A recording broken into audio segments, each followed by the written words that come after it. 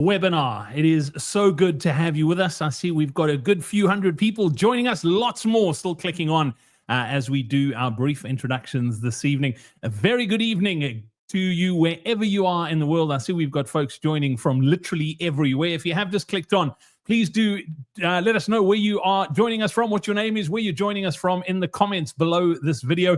And also let us know how excited you are about Comrades 2025. I see Peter's joining us from Cape Town, a novice, which is brilliant. Adele's joining us from Pretoria, not a novice, 8th run, 7th medal on the way, which is brilliant. So obviously we're going to be catering specifically to novices tonight, but I think there is lots to learn for everyone. Michael is joining us from Lusaka in Zambia. Welcome to you as well, Michael. Aaron's joining us from Costa Rica. We've got folks from all over the world. I see we have someone we had someone from Alabama. I missed the name here in a short while ago, but it looks like we've got folks from all over. Chandra's joining us from California. Brilliant. It looks like it is all systems go and time to get into things this evening. A super brief introduction so you know who everyone is on the call this evening. Joining us is the official Comrades Marathon coach, Lindsay Parry. He's got a postgraduate degree in sports science, also the official Comrades Marathon coach, and has led athletes to 4 different Olympic Games, and in the past 25 years has helped amateur and professional athletes PR and podium in some of the world's most prestigious races. Some of the names you may recognize: Lindsay's coached back-to-back winners of the Comrades Marathon, and then Caroline Wassman, now Caroline Cherry, as well as Shanae Bosman, has also helped thousands of novices get their Comrades medal over the years as well. And he's a pretty good runner in his own right, a 2:45 marathoner, and a Comrades best of 7:11. Lindsay Parry, nice to have you with us this evening. Very good to be here. And they say you shouldn't have favorites, but I can't help myself. Novices are my favorites, so I'm looking forward to the novice webinar tonight. Yeah, there is a very special energy when it comes to novices. And when we talk novices, we're obviously talking out-and-out newbies who've never run Comrades. This is your very first one. But also, if you've run an up run and this is your very first down, they're 2 very different races. So you're a novice as well this evening. You're most welcome. And I see we do have a lot of people who have run lots of Comrades too. They just want to soak up this information. You're most welcome this evening as well. A very, very special welcome onto tonight's webinar as well is Putuma Asanda Makingwana, aka Putums. She's an operations analyst, super mom, proudly raising a bright 14-year-old daughter. Putums balances life demands with a passion for pounding the pavement and conquering the impossible. She's an endurance runner with a curious streak, lives for the thrill of chasing crazy hard challenges, and you'll find out some of those challenges in just a mo that test the limits of the body and the mind. She's finished 5 Comrades marathons, pretty decent runner in her own rights as well, 8:48 PB, and had one where she had to dig quite deep to finish, 11:40, 2 Oceans Marathon PB of 4:56, and a 3:28 marathoner. No stranger to the ultra grind as well. She's finished the legendary Washi 100 miler, crossing the line in 22 and a half hours. When it comes to running, Putums doesn't just show up. She redefines what's possible, one fearless step at a time. Putums, welcome onto the Novice webinar this evening. Thank you for joining us. Thank you. Thank you for having me. And that's a great introduction. Thanks so much. You're most welcome. We're so excited to hear a little bit more about your story and what you're going to share with our novices this evening. And then also joining us a little bit later on tonight is Nontutuko Mashimane. She's run 8 Comrades marathons, 8 2 Oceans Ultras as well, international marathon, and a 100-miler finisher. She's currently a CMA board member and chairperson of the CSI and Charities Committee. And she's an ethno-medicine practitioner specializing in nutrition. And I can never say this word, iridology. I hope I've got that right. But Nontu is going to be joining us a little bit later because she's actually sitting in a Comrades Marathon board meeting as we speak. So she'll be joining the call a little bit later on. And don't forget as well, before I get into that, just so you know who I am, you might be wondering who's this guy introducing everyone. My name is Brad Nadelt. I'm known as the guy who lost to Backstreet Boy en route to running his very first Comrades Marathon. I finished 3 Comrades. I've done 5 Ironmans. The good news is I'm not like Lindsay. I'm not a 2:45 marathoner, and I don't have a 7:11 Comrades. It's more like 4:17 and a Comrades best of 10:39. And I'm going back for number 4 this year. I feel like a novice all over again. It's been 12 years since I ran my last one. I've forgotten everything I need to know, so I'm going to be taking copious amounts of notes this evening as well. And along with Lindsay, I co-founded CoachParry.com, so that's who I am. We absolutely love questions throughout these webinars. So if you've got any questions, I see there are quite a few that are coming through already. please pop them into the chat and we'll answer as many of them as we can throughout the webinar tonight.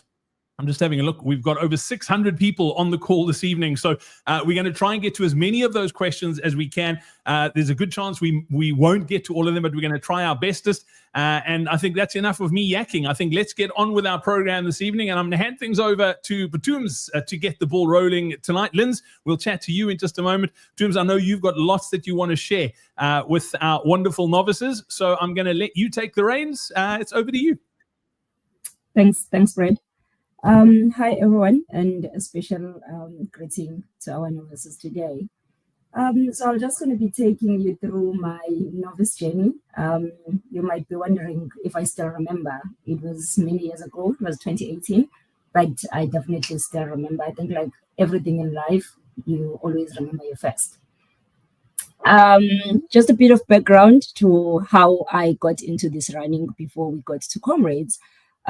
So I had moved to Johannesburg in 2011 from Durban, and I was doing my honors, and I didn't have anything else to do, and I would just go for short runs when I got frustrated, and that's how I got into it. And I progressed into 21s. I took my own sweet time until I first ran my first 21 because my first 21 was in November 2016, which was the Soweto half marathon. After a year after that, I attempted to do my first marathon, which was the Cape Town Marathon in September 2017.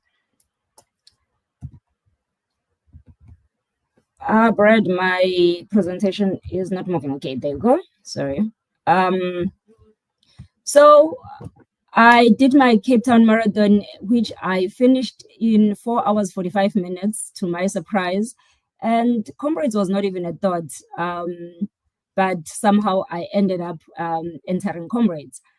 So when I ran my Comrades with a few of my friends, which was Dodo and Lerado. So we finished Cape Town Marathon, and then a month later, Comrades opened up entries, and Lerado sent a message to the group, guys, let's enter Comrades. We're like, okay. Dodo was like, no, I'm not crazy. Thank you very much. I'm not joining you guys. Batooms, because she's crazy, she went and she entered Comrades. Fast forward, it was 2018, and I had to start my training. I was new in the marathon training. As you imagine, I only had one marathon under my name. So I didn't even know a lot of people. I didn't have any guidance. So I started training. But I had thought that Lerado would be joining me in my craziness. However, she got injured, and there I was by myself, having to go to do this journey alone. But I did my own training, small little training. I did my ODD, which was my first ever ultra, and I think it still stands as my worst race to date. It was just a horrible, horrible race. I finished that in 6 hours, 13 minutes. I was proud of myself. My friends were proud of me, as horrible as it was. I did my Irene, another ultra, which I finished in 5 hours, 40 minutes. I felt like I'm getting there. And then in April, I attempted to do a long run, which was 60 kilometers. I did the Katlehong 60 kilometers, which they do on the 26th of April. And I finished that in 8 hours. And I was like, okay, maybe we are ready, maybe we are not, but we are here now. And there's no turning back. And the slogan for that year was Asijiki. So I really had no turning back. I was locked in. I started feeling nervous when Comrades was doing their last verifications and all the emails you get closer to the time. Anyway, fast forward to race day. There I was. Started in batch H. Took me 10 minutes to cross the start line. It was freezing cold in Pietermaritzburg. There I was sitting, asking people to take pictures of me, not knowing anyone. And my family, luckily, they were on the road cheering me, and we had agreed that we're going to meet at halfway point. At that time, I didn't even know where Drummond was. I didn't know anything about Comrades. Never mind the fact that I was in Durban 10 years before, but I had never even watched Comrades on the road once. I've only watched it on TV because I was never interested in running when I was in Durban. But the day came, we started, it was scary. I was nervous. I didn't know if I was ready to even do this. But I went. Before I knew it, I saw a board that was saying 2 kilometers to Drummond or something to that effect. I had carried a small phone in my pocket, and I called my sisters. I'm like, I see a sign that says it's 2 kilometers to Drummond, and they're like, no, we are here. You'll see us when you pass the halfway point. And there's a picture of me in the slide with my sisters taking a picture. They had carried potatoes for me, and when I got to them, I'm like, no, I don't want potatoes. And they were very disappointed because apparently they had stopped giving people potatoes because they were keeping some for me, and I didn't want them. Anyway, I went. The day was getting closer to ending, and I was still on the road. When I got to 60 kilometers, I remember deciding that whatever happens, I'm going to finish this. It was painful. My body was sore. Nothing was cute. But I decided at that point that, okay, I'm at 60 kilometers. I have 5 hours left before cut off. So there is no way I'm not finishing this, whatever it takes. Then I had told my sisters that we're going to meet again in Pinetown. And I remember arriving in Pinetown, and I was sore. They were rubbing me, and they didn't even understand why I still wanted to finish. But I was just like, you guys must go to Moses Mabhida now. That's where we're going to meet.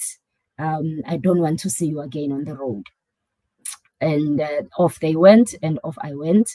It was very lonely on the road. Everyone was in pain. Everyone was struggling. I remember meeting a lady, I think her name was Mpho. I still remember reading her bib, and she was struggling. And then I was like, Mpho, let's go. And then she told me that, yes, I have to go. My kids are waiting for me somewhere around Westville. I was like, my sister, you need to make it there for the fact that your kids are waiting for you there. And she was telling me that, no, I'm having cramps and all of that. And I offered her slow mag because I had struggled with cramps when I did my ODD. And from that day, I knew where to find slow mag and how to take it. So I offered it to her, and we kept going. Then when we reached the next physio station, I told her, okay, just go to the physio and get some rub. Maybe you'll feel better. But remember, you need to make it to where your kids are, because those are memories that you will have forever. And then I left her, and that's the last I saw her because I didn't even know her. But that's the beauty of Comrades, that you meet people, you chat to people on the way, and you never forget about it. Anyway, I continued. I remember reaching McDonald's in town, and I could see the top of Moses Mabhida, and I was so happy. I felt so accomplished. That time, I haven't even crossed the line, and I remember I was using a TomTom watch at that time, and my TomTom watch had switched off around 10 hours. So I didn't know how long I had been running. I didn't know what time it was. I just could see people on the road, and I remember us meeting top runners already wearing their medals, cheering us on the way, and I was very envious of them, and I was like, oh my God, they're already walking back to their hotels, and here we are. We are still working hard to reach Moses Mabhida. It was very lonely passing the bus station. I asked one guy, what time is it? And then they told me, no, we have about 30 minutes left. to get to the finish. I considered that is me on the top slide on the Golden Mile. That's a feeling that even today I can't explain. It's just magical when you touch that grass and you can see the time in front of your eyes, that you still have like enough time. You don't know whether to run fast, you don't know whether to savor in the moment and take in as much as you go. And there my family was screaming my name, and I really felt accomplished. And yeah, that was my comrades journey. And at the end there, I couldn't even walk. My sisters had to carry me on both sides. And I remember having to walk up the stairs, leaving Moses Mabhida, and it was really painful. But I felt very proud of myself. My family was proud of myself. There was nothing that could take that moment away from me. But in short, that was me and my novice journey in 2018. And I think for me, what I would like you to remember is you are a novice and you're going to be taking up Comrades in the next 39 days or so. You should be more excited. Sorry, you should be more excited than nervous for this journey. I'll tell you why you need to be more excited. One, you have paid to do this. Two, I hope it was your decision. Other than me, it was not my decision. I somehow found myself in the, and I just had to go with it. I hope for you it was your decision to do this. And you only become a novice once, man. It is such an experience you can't trade for anything. Also, when you're a novice, you shouldn't be comparing yourself to someone or to anyone. It's the only time that you don't have time that you're saying I need to finish before a certain time because you haven't run this. Just go out there and take it all in, enjoy the road, and don't pressure yourself with anything else. And one last thing, what you have done better than me, hopefully you know your why you're doing this, and your why is more personal than mine was. And because somewhere along the way, you will need to go back to why am I here? And that is what will keep you going until you cross the finish line. And the fact that you are here today is what's more important, because that means you are seeking information that will help you to cross the finish line. And you know what they say when you know better, you do better. So the fact that you are here speaks volumes, because it means that you are working towards being more prepared. Luckily, I have experts in the webinar today, and they will be talking everything else nutrition-wise and how to prepare and all of that. And I don't have to share my how I do all of that. But yeah, now I'm running my 6th Comrades, and I'm still as excited. I'm probably more excited than my first, because I was very nervous for my first. So from me, it's for you guys to go out there and enjoy. And one thing I always say, that you must never look like your problems. So do everything to look good on the day, and you will definitely feel good. Thank you so much, Brad. Toombs, I love that. What a great story. Thank you so much for sharing that with us this evening. And yeah, I think everyone is excited. I know I am. Some very cool comments. One from Randall saying, what a beautiful story. I cannot wait to reach the Golden Mile for the first time. That's pretty cool. And then we got one from Tsepo as well. Tsepo saying, hey, Toombs, we're super proud of your graceful journey, humble beginnings. Look at you now. So well done. Some great feedback. And then, Toombs, before I let you go, we had a Rhodes and Glove, who asks the best questions on these webinars. And I'm going to ask you this question. I'm going to ask Lindsay this question. And I'm going to ask Nontu this question as well a little bit later on. But what's the one thing you wish you had known before your first Comrades? What I wish I had known before my first Comrades. is that there's no need to do Comrades.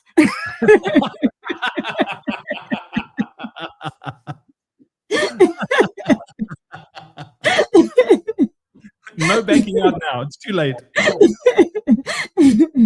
No, what I wish I had known before doing my first Comrades, really, or maybe let me rearrange his question. What I think I had done, I think I wish I had taken more time to train and be ready for Comrades, because it's really a long day out there.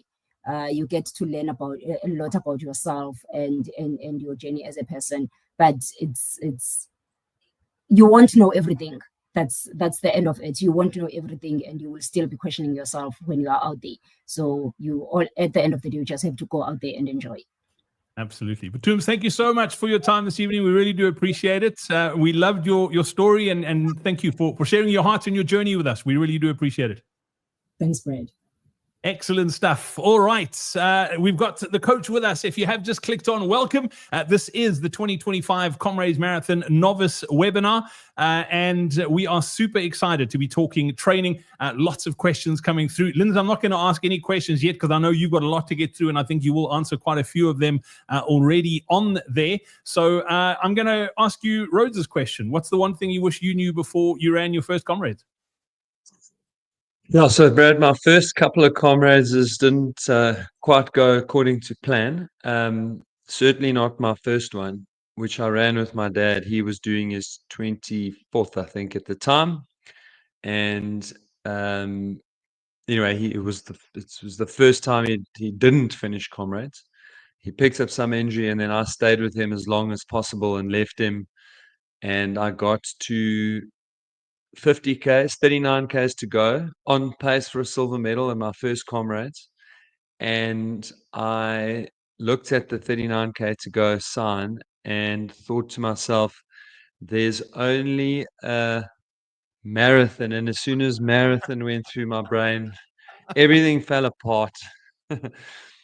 And I struggled home, eventually finished in 8:45. But anyway, my next couple of Comrades also didn't go according to plan. And I was running with my dad, and I was like, geez, Dad, I've tried to train like this. I've tried to train like this. I've tried to train like this. But every time I get to 70 Ks, it's like my legs don't want to cooperate with me anymore. They just sore. And my dad said, oh, okay. He said, yeah, we always used to say when I was starting to run Comrades that if you were only sore for 20 Ks, you had a pretty good Comrades. But if you were sore for more than 30 Ks, then it wasn't a good day out. So then I just realized, well, that's what Comrades is. And ever since then, when my legs have gotten sore, I've been like, I earned the privilege of these sore legs. I trained hard. I qualified for Comrades. I'm now in a position to achieve what I've set out to achieve at Comrades. And the privilege of that is the pain in my legs. And I'm going to keep going. And the magic of Comrades is that if you just keep putting one foot in front of the other, the next kilometer, you run the pace you need to run. And the next kilometer, you run the pace you need to run. And then you suddenly realize that, hey, I'm doing this. It's hurting, but I'm doing this. And then you go, in this case, to Durban and fetch your medal. I love that. Absolutely love that. And Lindsay, you forgot to mention your dad was a pretty good runner in his day too. A 3-time Comrades gold medalist was your dad. So he knows a thing or two about being in the hurt box at Comrades. That is for sure. So let's get straight into what you wanted to cover on tonight's webinar. I know you've got lots that you want to run through. Sorry, let me not flick through your slides. I know you've got lots that you want to run through with the novices this evening. So I'm going to hand the ropes over to you. Before I do though, if you have just clicked on, if I could ask you to please just copy the link of this video that you are watching right now and share it in whatever WhatsApp groups you're in. If you I'm sure you've got running buddies that you're running Comrades with, just to make sure that they get this info as well. Or if you're in any Facebook groups or whatever sort of groups that you guys communicate on, please do share this link and let's get this information to as many of the Comrades novices as humanly possible this evening. So Coach, it is over to you. Yeah, and it's quite literally Mayday, somebody help, we're in May. Tomorrow, 1st of May, and honestly, it feels like all the time has gone. We are literally sitting here 5.5 weeks to race day, but this is the time. We are in the throes of peak Comrades training. So I'm going to touch a little bit on training tonight, but I really do just want to, this is the novice webinar, and I really want to get people a sense of what is going to happen or what you're going to experience on race day. So we have the big five that everybody knows about, okay? And the first of those is the poly shorts, and it sits just a little over 7Ks outside of Pietermaritzburg, and most of the way to there from the start is uphill. So it'll be dark. Comrades is starting a little bit later this year, but it'll still be dark when you get to Poly Shorts. And you will be forgiven for having like a slight sense of feeling like running is harder than it should be. And that is because you're running uphill. It's dark and you don't really notice it. But you will then have your first plunge down from Poly Shorts. And what's most important here is that the start of Pietermaritzburg, the start in Pietermaritzburg is very cold. The last couple of downs haven't been freezing, but it can be in the minuses. So make sure that you dress with a second layer, some gloves. And because of all this uphill running, you're going to be warm. Don't discard your gloves and warm top, because when you drop down Poly Shorts, you are going to experience freezing cold down in the bottom of the valley. And then you're going to do a very long climb. So I don't have a pointer to show you. You can do a very long climb that's going to take you to the highest point on the course. And that is Umlaas Road. It's about 22, 23 kilometers into Comrades. That's kind of normally the point where you start seeing the sun coming up, and it might be starting to warm up by then. And typically, I'd like to keep my warm stuff, even if I take it and put it on and off as I get warm. But really, when you get to that point, 23 Ks into Comrades, you will be forgiven for thinking at that point in time that it has been an up run and that you've been duped and that there's no such thing as a down run and that you're just going to keep climbing all day forever. And that's really what the down run does to you. The good news is that from there are a lot of lumps on the way, but you have reached the highest point on the course. So from 23 Ks, you are now going to start working your way down towards Durban. Now, the first bits of that, you'll go through the Harrison Flats, so-called, but we jokingly call those the Harrison not so flats. And that'll take you through to sort of Cato Ridge, around about the 33. You're going to go through Camperdown, which is a magnificent spectator spot. That'll be just past Umlaas Road. Next up will be Cato Ridge, around 30 or so Ks. And then you're going to go over in Chunga. And in Chunga will then drop you down into halfway. Now, that is a really long downhill. On the down run, you go up the short side of Nchunga and then down the long side into halfway Drummond. And this is a graveyard. Okay, this is where so many people panic and they smash up their quad. So I'm going to talk a little bit more about how to manage yourself on race day, but this is just one of the places where you have to be very careful as you go down into Drummond. And of course, then you're going to do the massive climb, which is actually 3 climbs out of Drummond until you get to the famous Bothers Hill and the third of the big 5 runs. Now, this is a significant point. At the top of Bothers, you've got about 39 Ks to go. When you get to the bottom of Bothers Hill, you're looking at around about 36 kilometers to go. And almost all of that 36 kilometers is downhill. Okay, so there are still some lumps, but the vast majority of that is uphill. You will then get Cowie's Hill, which is the gateway to Durban. When you crest that, you'll have about, I think, 18 Ks with it being 90 Ks. It's going to be about 18 Ks to the finish. Typically, I think was 17 when it used to finish at Kingsmead. So let's say it's 18 Ks to the finish. And by this stage, you will start to realize that the people in Durban just aren't honest, because for about the 5th time, you will hear, we are only downhill from here. And they're almost right. There's not much left.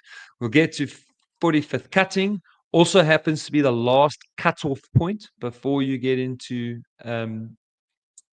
Durban, and that'll be about 8 kilometers, just under 8 kilometers to go from that cutoff point until the finish line. But that's the big five. But what you would have noticed as I was talking through that there is that the big five are not all that you have to worry about. Okay. From Polly Shorts to 10-mile bridge, so named because it's 16 kilometers from the finish on the down run. So it's known as 10-mile bridge. It's approximately 16 Ks again on the up run. But you will basically climb from the bottom of Polly's all the way to 10-mile bridge. That's about a 6K climb. And then you'll carry on going around the corner for the next 8 or so Ks until you get to Umlaas Road, highest point on the course, the Harrison Not So Flats. Then once you get into Hillcrest, as you've come off both as hill, and I've just told you most of the 36 Ks are from there are downhill, but immediately you do a small climb. And it really is a small climb, but it's difficult mentally because you've done so much climbing and you've already run so far that you are staring another hill in the face and you go, come on, you must be joking. But the good news is that literally from the Hillcrest Heartbreaker all the way to Cowie's Hill. So that's probably around 35 kilometers to go, all the way to about 19, 20 kilometers to go. Almost all of that is downhill, a little bit of rolling through Pinetown itself. From the top of Cowie's, you really do go downhill. I promise that's the best running in the Comrades. More about that later. But with just before 14 Ks, now it'll probably be 15 Ks to go, you're going to hit what I call the Westville Spirit Breaker. And these hills are so short, you can just walk them. But they are there to just keep getting inside your head. And then finally, after you've gone through 45th cutting, as you get to the bottom of 45th cutting and you really feel like, okay, now I'm in Durban, now the climbing's done, you're going to hit the Mabel off ramp. It's a really short, really steep on ramp onto the cement highway that'll take you into Durban. And then finally, you'll get Tollgate Bridge with around 5.5 kilometers to go. So you have lots of ups and lots of downs, and you've got two really important downhill sections to be careful of. I've told you about Nchanga and going down into halfway and then Fields Hill. Once you leave Kloof and you get onto Fields Hill, it is steep and there is a camber, and many a runner panics to get down there as quickly as they can. This is a place where you really just want to take your time, use gravity, but make sure that you don't push too hard. Fields Hill can absolutely shred your quads and then make it very difficult to run in the last 17, 18 kilometers. And what you've heard a few times from me now is that 17 to 18 kilometers, 10 of it is just the best downhill that you can run as long as you can run. Okay, right. So jumping into what is our priority tonight and for all the webinars and everything that we put together, it's that we want you to get to the start line. Okay, on the 8th of June, we want this to be you. We want you to earn the privilege. Most of the people on this call will have qualified. We've only got a few days left. Wally Hayward in Joburg tomorrow is probably the last opportunity for qualifying. Perhaps I think to the weekend, maybe there's one or two more races. False Bay, in fact, there are. So there's a couple this weekend, but then that's it. Qualifying window is closed. But really, what's as important as starting Comrades is finishing the race. We want you to start Comrades. We want you to finish Comrades, and then become one of the people that gets their finishing medal. As you just heard, meeting new people along the way, making friends. That's what we want. And then our second priority is that we really want you to enjoy this experience. So I know it sounds scary. I know we've made it sound like something that's impossible, but if it was impossible, not so many people would do it. And so I think it's important to just understand that you can do it and you will do it, and you will join one of the many people like Patums who have finished the Comrades Marathon. Okay. 68% of runners who do not finish Comrades start the race injured. Okay, that is so important. At the moment, my inbox is inundated with injuries. I actually chatted to a very good biokineticist friend of mine today, and he said he just can't believe the number of injuries from the and most of the people that have been hurt is from the Easter 100. Quite a lot of people just got injured from starting too soon after Oceans, and I've been getting questions. I mean, people ran a marathon this weekend, so they ran a marathon on the 27th of April, and then they're asking if they can run if they must run 50 or 60 kilometers this Sunday. So that's the kind of stuff that people are out there doing. And this is why people start Comrades injured. If you did a marathon on the 27th of April, or Loskop, sorry, it wasn't even a marathon. They did Loskop on the 26th. It was Saturday. That's your long run. You are absolutely crazy if you go out and do another long run this weekend or next weekend. Like after doing that 50, your longest run after that, 30, maybe 36 Ks, but 30 Ks is long enough. And just remember this stat. 68% of the runners who do not finish Comrades injured. Okay, we do not want to be in that band. Obviously, there are people who don't finish because they don't train well. There are people who don't finish because they cramp. There's illness, there's nausea. Loads of people take medication and they don't even know what they're taking. They'll be struggling along, and a runner next to them will go, "Oh no, try this," and they'll take a tablet, and that will lead into the nausea very often. And then, of course, there's people that are burning out, and I've had a lot of conversations with people that are very tired now. And it is normal to be a bit tired. It's normal to be a little bit sick of the training.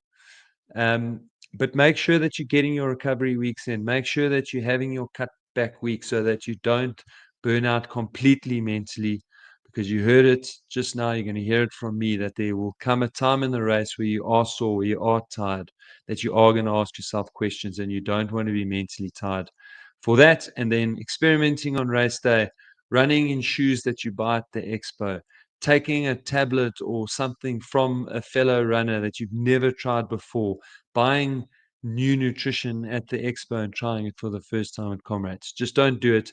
Nothing new on race day. That's another very big cause for nausea out on the streets. So where are we now? We've got 39 sleeps left. This is literally smack bang in the middle of our peak training.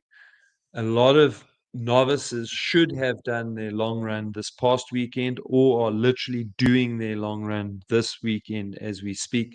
Shouldn't be doing it any later than that. If you are a novice, you should be doing your strength training. It's absolutely critical for hitting those downhills.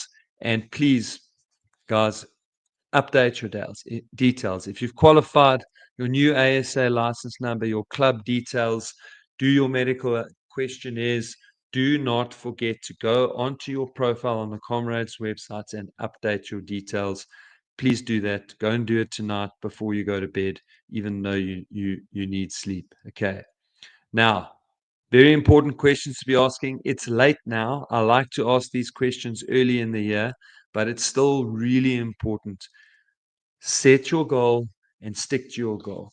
During the taper in particular, you are going to get some goal inflation.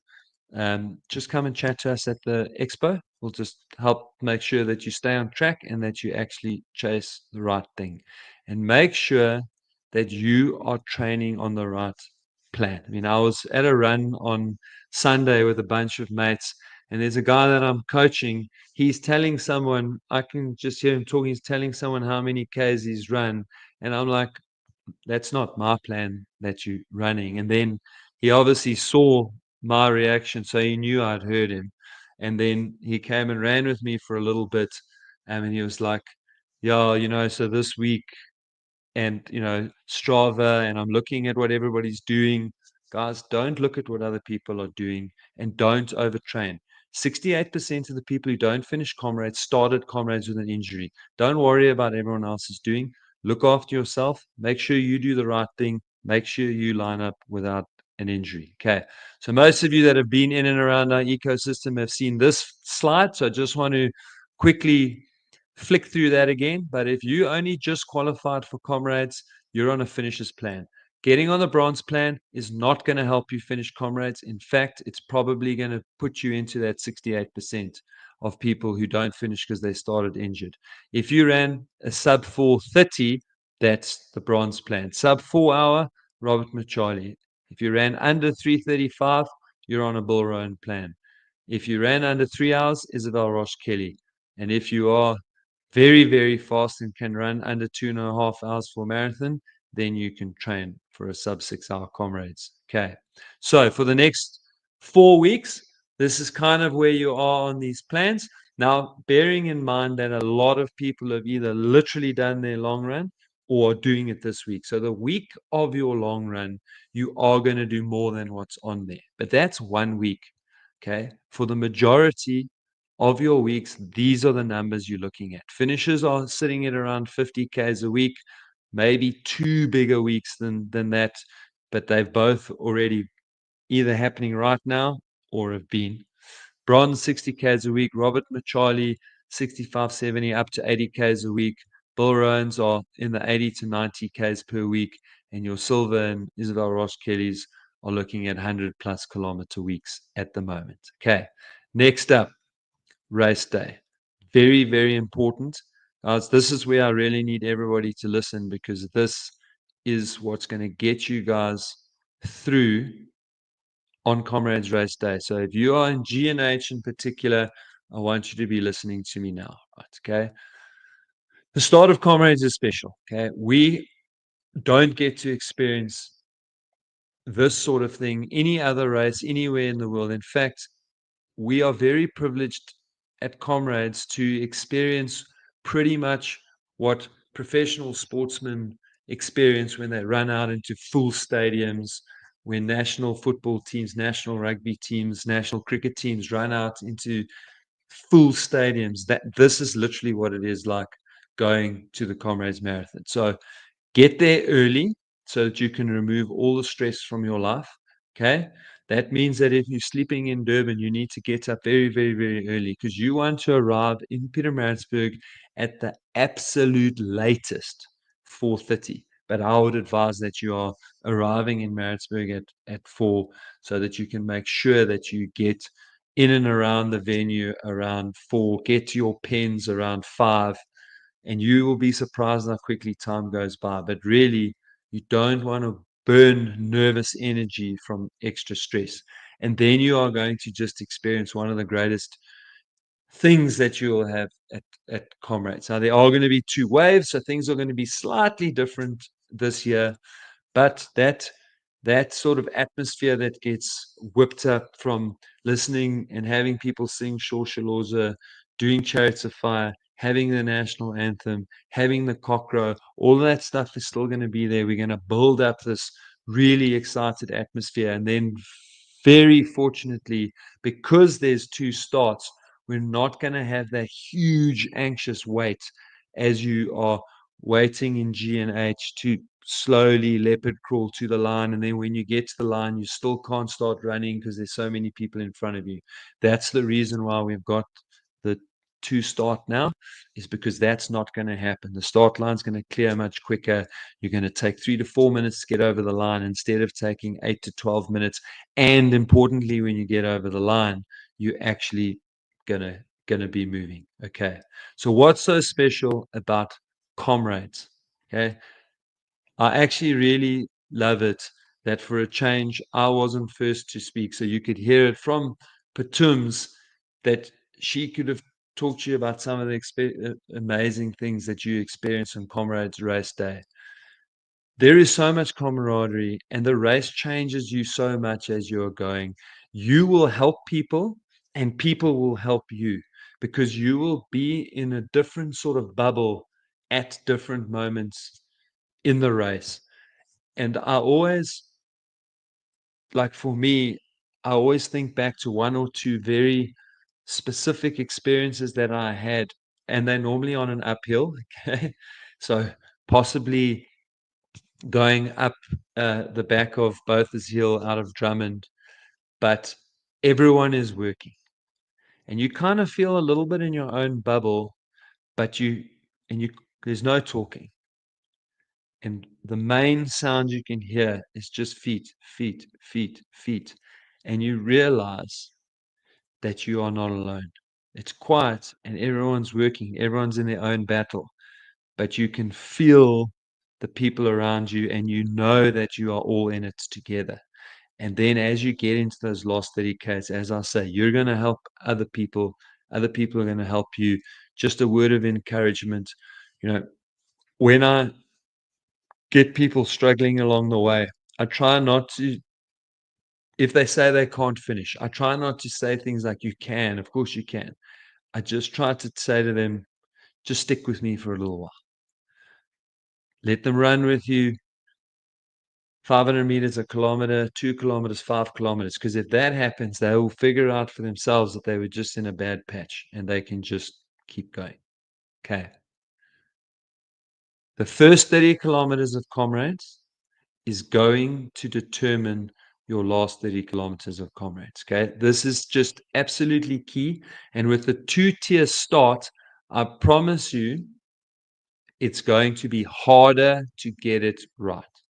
The people in E-Batch in particular are going to start just like they're winning Comrades. They're going to be just like the elites and the seeded runners and the A runners. They're going to take 10 seconds to cross the line. There's going to be no one in front of them. Okay.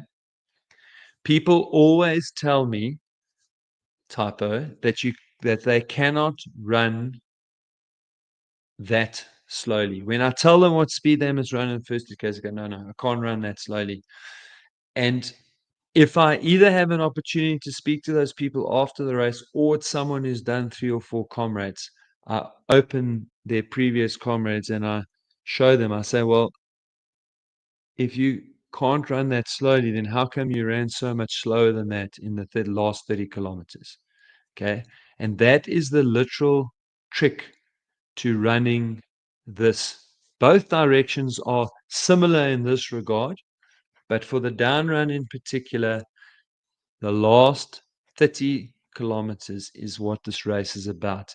It's not about being fresh. It's not about feeling amazing. It's about, can I run? Because if you can run in the last 30Ks, this race is yours. It doesn't have to feel good. It doesn't have to feel comfortable. It doesn't have to be pain-free. But you must be able to run the last 30Ks. And if you can run the last 30Ks, you will get your Comrades goal. So I've spoken, warned you about Fields Hill. I've warned you about Nchanga. I've warned you about Botha's Hill. Those are really, and then going too hard in the first 30Ks. You saw that map. The highest point of Comrades is at 23 kilometers. You've got to get past that point by being conservative and not risking, that's not the right word, feeling like you're risking your finishing time because you're falling behind. Guys, I've seen the cutoff times. They're not 100% finalized yet. They're haggling over 1 or 2 details, but the details aren't important. The cutoff times are very generous. You are going to have to make it up somewhere. So by being generous with the cutoffs at the beginning, it means somewhere along the line, you're going to have to get it up. So you don't really want to be the person who's going, just making it, especially not through halfway, but it's plenty of time. So we'll do another webinar and a podcast specifically around the cutoff points, but I promise you they are generous. You do not have to worry about not making the halfway cutoff. So just take your time in the first 30 kilometers and then get to work with starting to make that time up once you've gone over Botha's Hill. You must be able to answer yes to the question, can I run? Okay. 8th of June needs to start with a promise, okay? And you are going to write that on your arm. You're going to write 2 things on your arm. I forgot about that when I was talking about the first 30Ks. But on your left arm, to make sure that you hold back in the first 30 Ks, you are going to write on your arm, hold back. Okay. And then on your other arm, you are going to write, do not stop. Okay. That is the promise that you're going to make yourself. Do not stop. Stop. Okay. There are loads of hills on the route, and you must walk some of them. Okay. So it's so important. Remember, you must be able to answer the question with 30 Ks to go. Can I run? Yes. And the secret to being able to run when you get there is that you must run, walk the hills. You mustn't push the hills. You mustn't worry about the time you are losing on the hills. You've got plenty of time to get through the cutoffs until those downhills arrive. Okay. I'm going to make Brad tell you his story when he comes back, just before we hand over to Nongtu for the charities. But I say this every single year, and it is just so important. If you stop at refreshment tables, you are going to waste valuable time that you don't have. There are 46 refreshment tables on the course. If you stop at even half of them, every time you stop moving, you're going to lose 30 seconds. Okay. 30 seconds will be gone. Now, if you stop at half the tables, that's 20 tables, that's 10 minutes gone.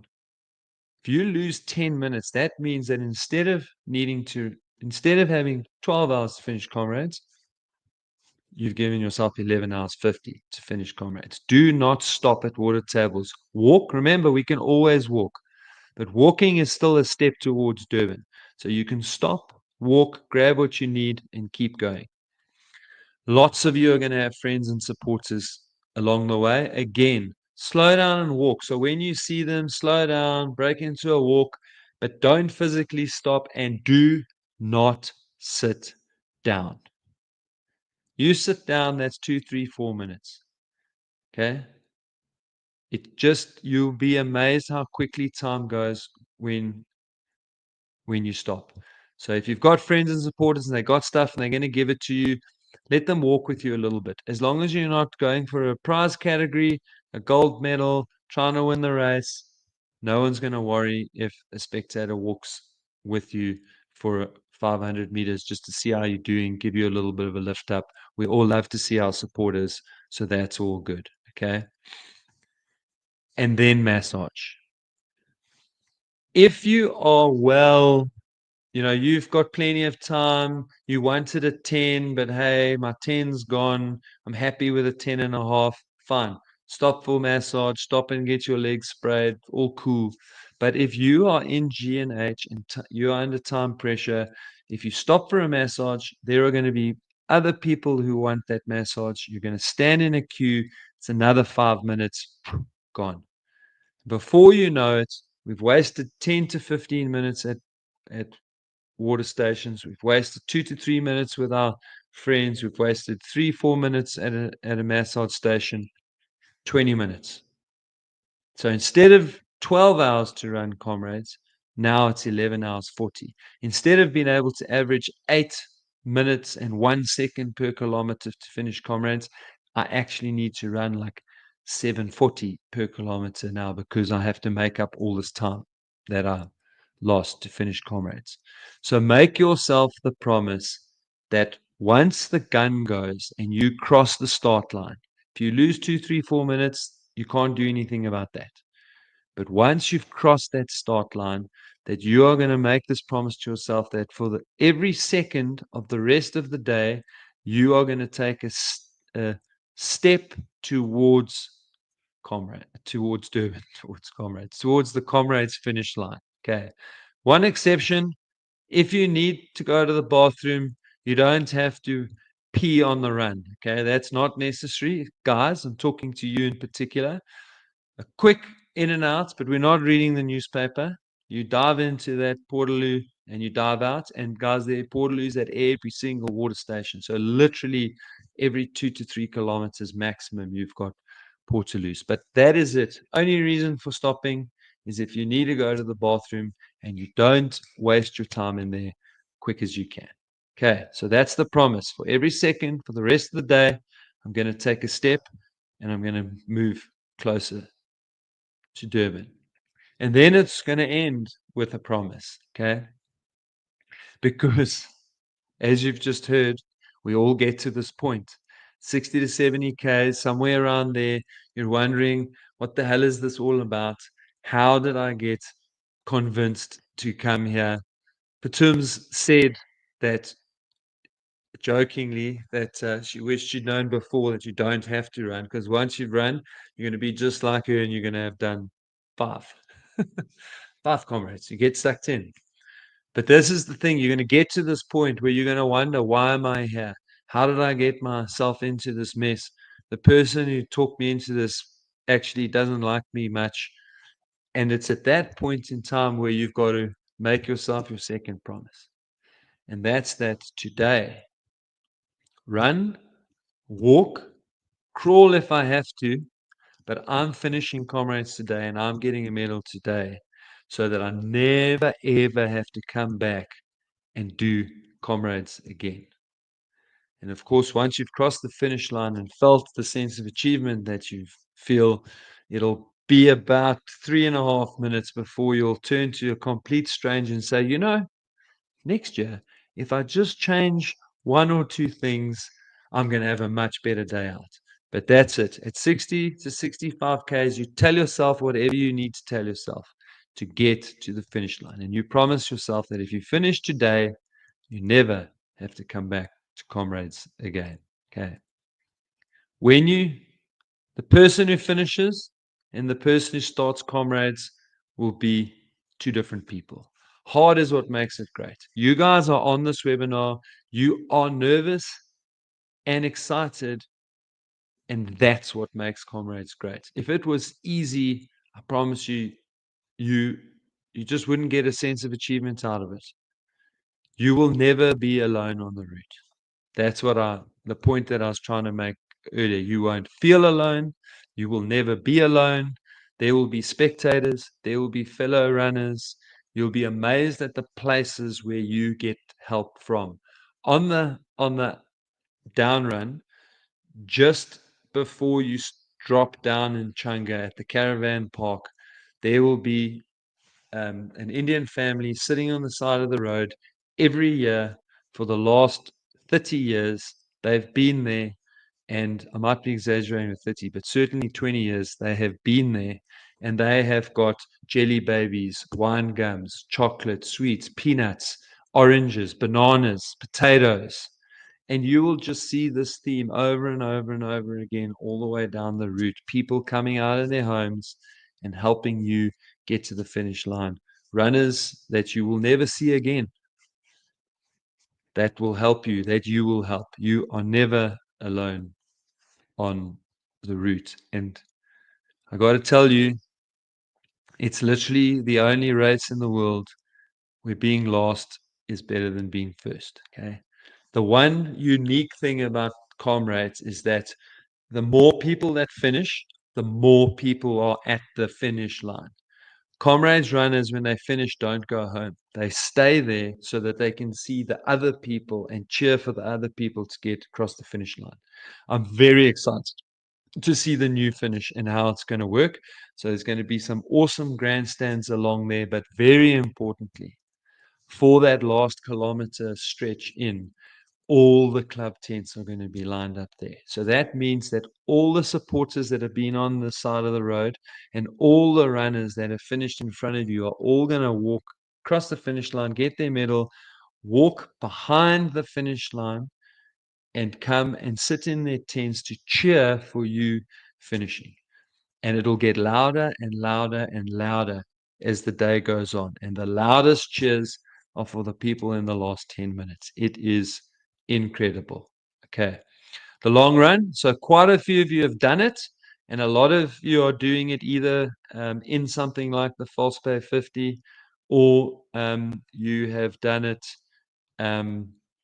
also on the 1st of May. I know I've been reading a lot of running groups. People are doing it tomorrow on the 1st of May. Okay. So really, when is the easy answer? Now, like this weekend for novices, we shouldn't be doing our Comrades long run past this weekend. Last weekend, 1st of May, great. After that, too late. Okay. How far? Totally depends on whether you did 2 oceans or Lost Corp or or in fact, sorry, scrap Lost Corp, then you've done your long run.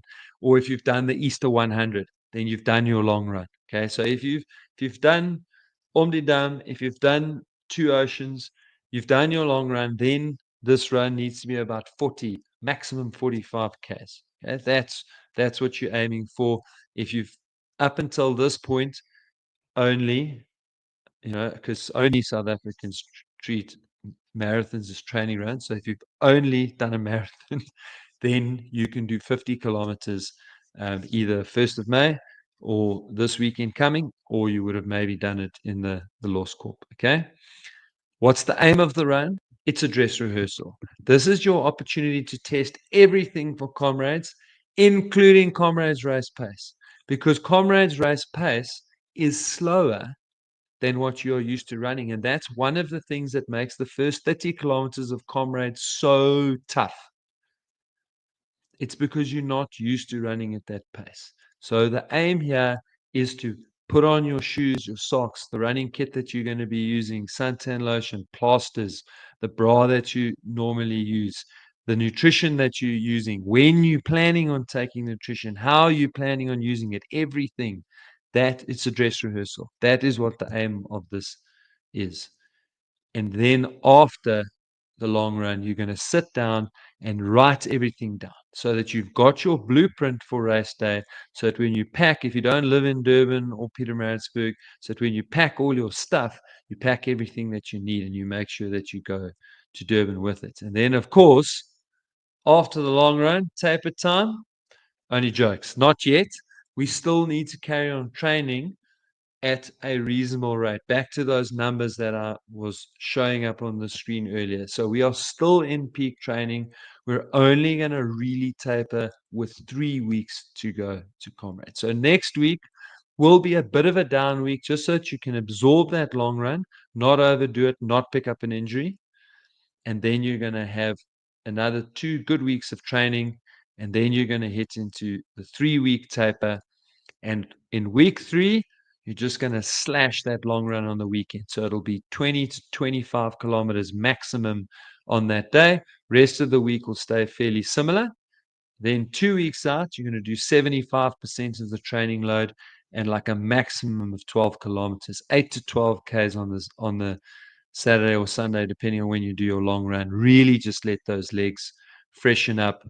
And then you're going to cut that 75% by another 50%. So you're really just going to do a couple of nice, short, easy runs to freshen you up and make sure that you start fresh. So important to start fresh and injury free. And in race week, honestly, guys, if you're in doubt, leave it out. In race week, my motto is simply that you cannot hurt yourself with a run that you don't do. Or put another way, the only run that can hurt you is the one that you do. So if you do that run you shouldn't have done because you're unsure about it, aren't feeling good. So in race week, no missed session is going to cost you anything. Okay. I've laid it on thick. 68% of the runners who don't finish Comrades started Comrades with an injury. Okay. So if you have an injury now, or if you pick an injury up between now and then, these are the steps to follow. So the first step you should be doing, we want to prevent injuries. We do strength. So we try to reduce our risk of injuries by doing strength training. If we get injured, missing 2 or 3 days of training now is not going to impact Comrades. But getting a proper chronic injury, that's going to mess up Comrades. So if you get injured now, you rest it, you ice it, you compress it with compression pants, bandage, or something similar, and you get your legs. It's probably going to be a lower limb injury. You pop your legs up on the wall and get some elevation. If that doesn't clear it up after 2 to 3 days, get to a physio. Okay. If you're sick, go to a doctor, make sure it's not viral. If it's viral, do not exercise. If you're sick now during training, you're not going to get better quicker by training. Okay. You're going to get better quicker by resting. So if you are sick now during training, 3 to 4 days off If it gets into your chest, get to a doctor, get the medication you need to use. If you get sick in race week, go to a doctor, get them to make sure it's not viral. If it's viral, make sure that you are going to be safe to do the race. Do not start Comrades with a viral infection. Okay. You're going to put yourself under pressure. You're going to put your family under pressure. You're going to put Comrades under pressure. So do not start with a viral injury. Right. If you don't have a training plan yet, you can still get access to those on the Comrades website under the training tab, as well as going to my website, www.coachparry.com/join. And we have another webinar next week. That'll be on the 7th of May. And then I'll go into the taper in even more detail than I went into tonight. But I knew I really needed to tuck into that route. So thanks for listening. I'm sure Brad will have a question or two for me now. Then we'll hear from Nonku from Comrades. Hopefully she is back from the board meeting. And then we'll do a full Q&A after that. Yeah, absolutely. Lindsay Nontu is with us, and we'll get to her in just a moment. There are so many great questions coming through. You did mention, and I was sitting here taking notes because I definitely do feel like a novice all over again, but I do feel like there was a lot of information in there, and I think a lot of people are also probably feeling a bit overwhelmed. So I just did want to share a couple of resources with people, just so that you know, if you haven't seen them yet, we publish a podcast every single week where we walk you through the process weekly of where you should be, what you should be doing. It's called Down. You can scan that QR codes on screen right now. You can pick it up on any one of the podcast players you listen to podcasts on, whether it's on Apple Podcasts, on Spotify, Overcast, wherever you listen to podcasts, you can find us. You can also catch it on this YouTube channel. So make sure you hit the subscribe button. You can hit that right now, and then also hit the bell so you don't miss out on any upcoming episodes. We put those out every single Monday morning, right through to Comrades Race Day and beyond. And then also just wanted to drop this in as well. For those of you who are interested, we are hosting an aches and pains party the day after Comrades. We want to celebrate you. There are only 100 spots available. They are going to go pretty quickly, and you are the first people seeing this. So if you want to grab yours, it includes a lunch, a gourmet burger, a drink as well, and we've got some great entertainment. You all know Rory Petzer, the South African stand-up comedian. He's going to be there. We've got some surprises for you as well. We're also going to throw in a Coach Parry training plan worth over $2,000 if you join us as well. That's coachparry.com/party. You don't have to start training straight after Comrades. We wouldn't recommend that. You can use it at any time in the next year. So you can grab that by heading over to coachparry.com/party. Lindsay, you wanted me to share my sort of experience at the tables and losing time at the tables. And this is something for the novices really important. I think the point you wanted to drive home was like, if you stop at the tables, what's going to happen? So just to give you some background to this, so I ran 2 Oceans a few weeks ago, and my official time was 7:01:50 seconds. So I missed the cutoff, right? By 1 minute and 50 seconds. I stopped literally twice along the route. One was to have a quick wee, and the other was to pick up a couple of gels from my wife who was on the side of the road. Literally probably lost 2 minutes maximum while I was doing that. That's the only time I stopped throughout the day. But we all know what happened with the refreshment tables at 2 Oceans. So my official time, 7:01:50 seconds. If you take the moving time on Strava, so if it takes the stops out, 6:53:20. There we go. I lost 8 minutes because of the stops at the water tables at 2 Oceans. That's over 56 Ks. There weren't that many tables at Oceans. That was one of the problems.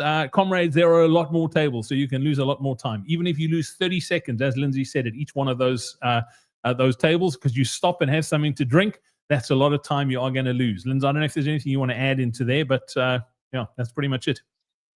No, that's it, because I say these things all the time and I don't have the practical examples. So yeah, there it is, guys. I'm not kidding. You can literally lose your whole race by stopping at water stations. So don't do it. Yeah, absolutely. That is what happens. Cool stuff, Linz. Let's get to 1 or 2 questions if we can. Some great ones coming through. One from Tina. You were talking about sort of long runs and what you should be doing. Tina says, I did 2 Oceans plus 45 Ks over the Easter weekend, but my coach has put a 60 K down for this Sunday. Are you saying this is crazy?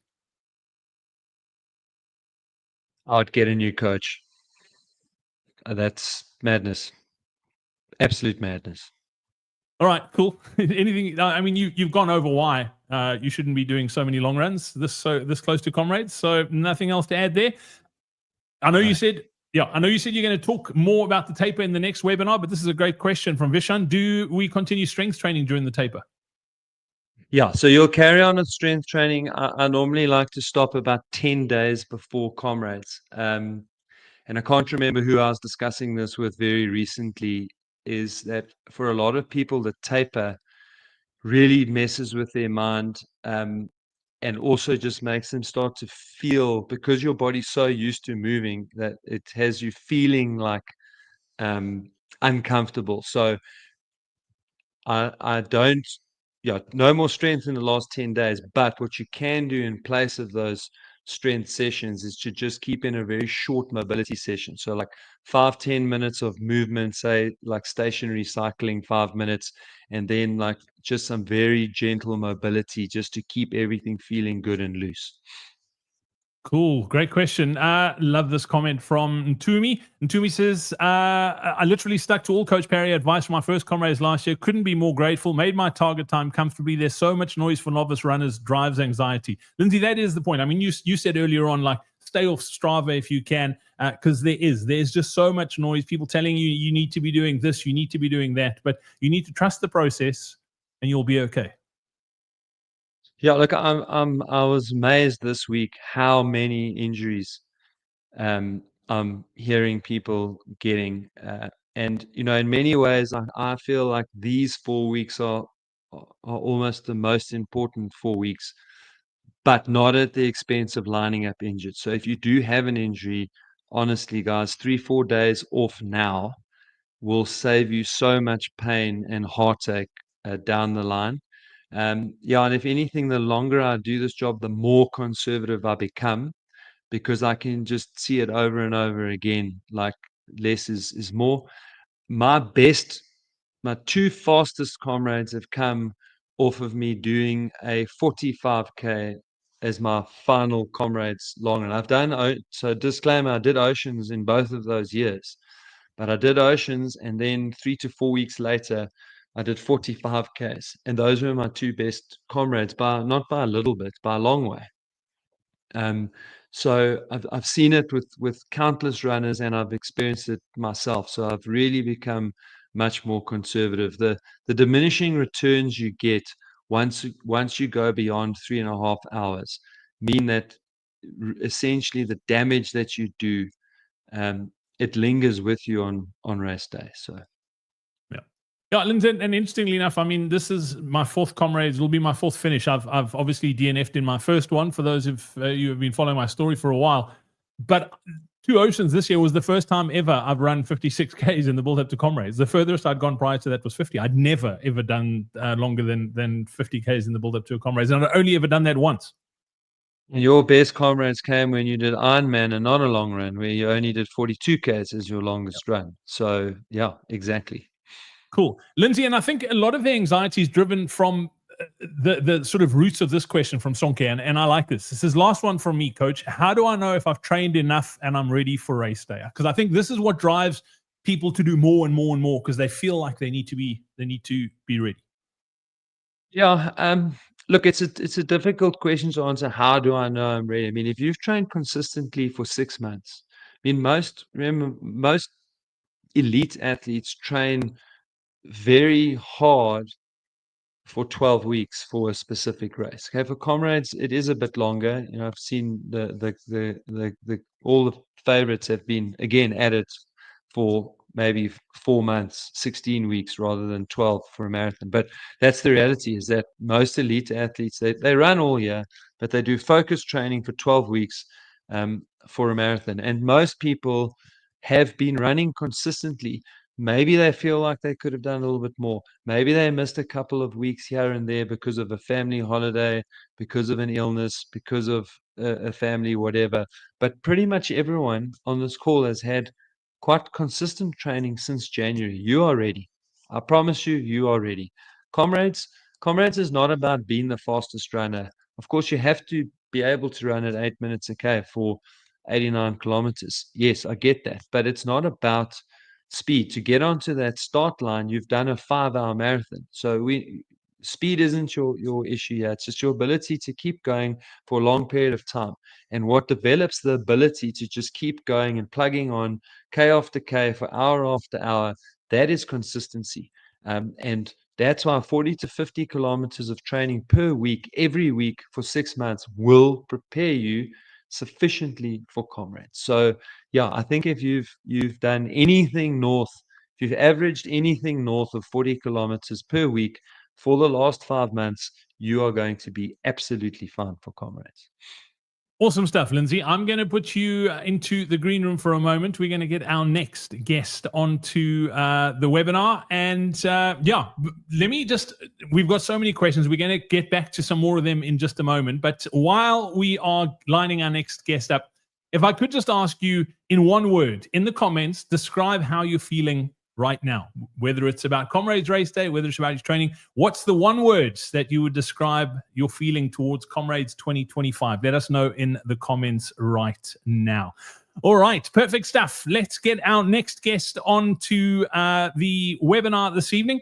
And it's an absolute great pleasure to welcome Ntutuko Mashimane. She's run 8 Comrades and 8 Two Oceans, also an international marathoner and a 100-mile trail finisher. That is next level. Also a CMA board member and chairperson of the CSI and Charities Committee. Also an ethnomedicine practitioner specializing in nutrition and iridology as well. Nontu, thank you so much for joining us. When I did the intros earlier, I said that you were in a Comrades board meeting and you were going to join us a little bit later, which you have. Welcome. It's so good to have you with us this evening.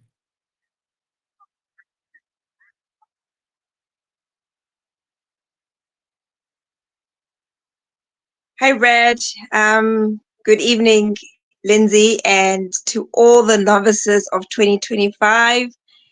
Good evening. Nice to be in the same webinar as you guys. I mean, everyone was a novice once upon a time. I was a novice 8 medals ago. So yeah, it's exciting times for you guys. So hoping that you guys just embrace it all and enjoy this year of being a novice. Nontu, you wanted to share just a few things around the charities with the novices and some of the great things that are happening around Comrades. I'm going to give you the floor. Thanks, Brad. Okay.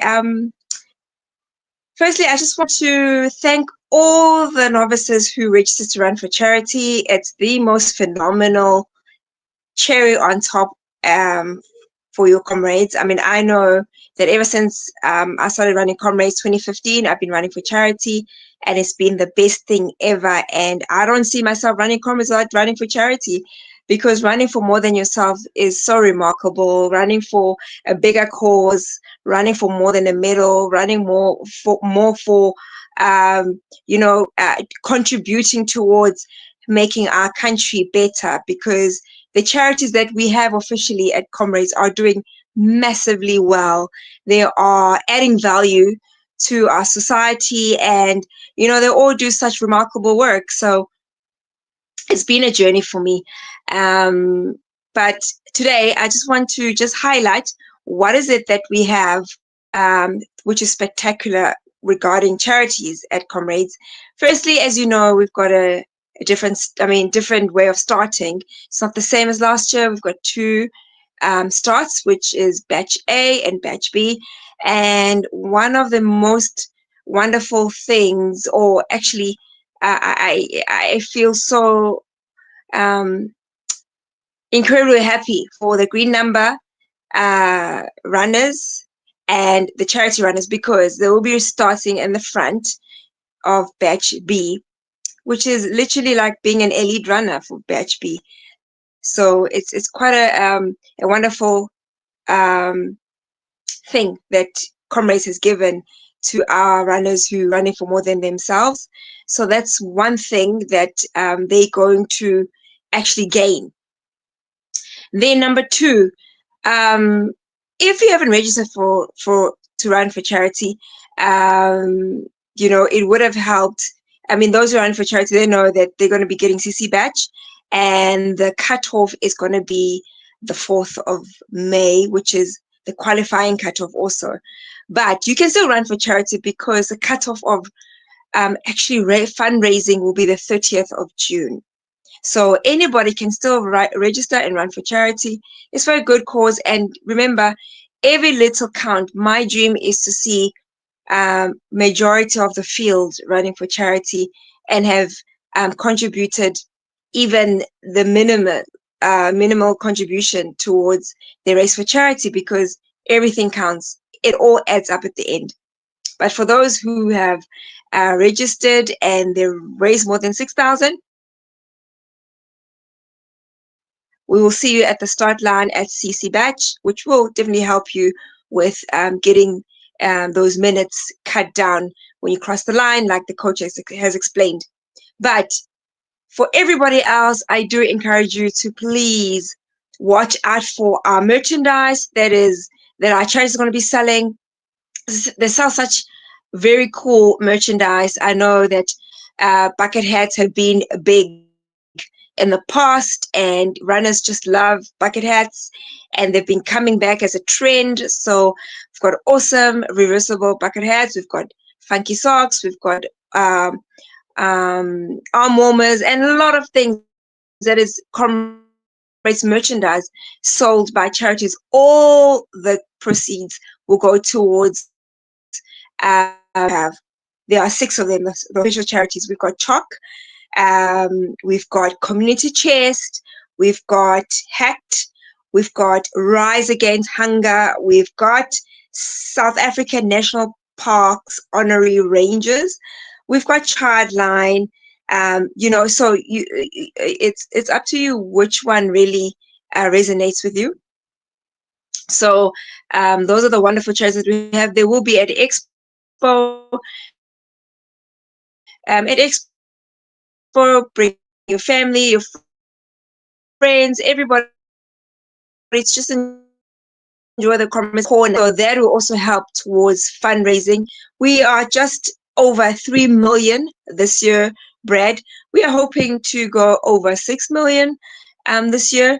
And some people don't really know how did the Amabidi Bidi charity start. And it was literally about 75 years of support that South Africa has given CMA, and then it was decided that let us give back to the community that has loved and supported Comrades all the years. And that's when the Mabidi Bidi Charities was born. And since then, since 1996, Comrades Marathon Association has raised over 70 million rand. And with different charities coming through to be part of Comrades, it's been such a phenomenal thing that we've done. But obviously, we're hoping to be as big as the other international races when it comes to charity. So that is why it is so important for us to encourage, motivate, and give knowledge to our runners and our communities about our charities. So I'm just encouraging each and every runner that consider running for charity. The coach did say that at about 60 to 70 Ks, you're going to start just asking yourself, why am I here? It is going to be so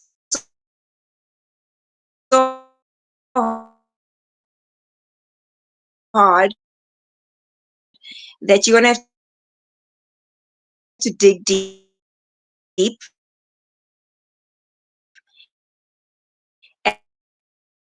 And one of the ways that it helps like going for and my ability to run.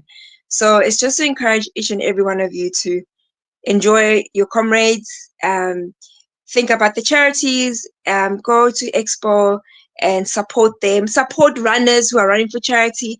I know you've got club members, you've got friends that are running for charity. Please do support them by donating towards their fundraising. But otherwise, enjoy your first Comrades. There's no other year that you become a novice. This is it. This is the year. Enjoy it, embrace it, and you don't have to prove anything because you don't have a PB. Whatever happens this year, it will be your PB because you've never ran Comrades. But it's such a wonderful experience. Yeah, so that is all for me. And also we've introduced top club of ups. But this year we're going to introduce top club fundraise, a club that fundraises the most, which has the most fundraisers.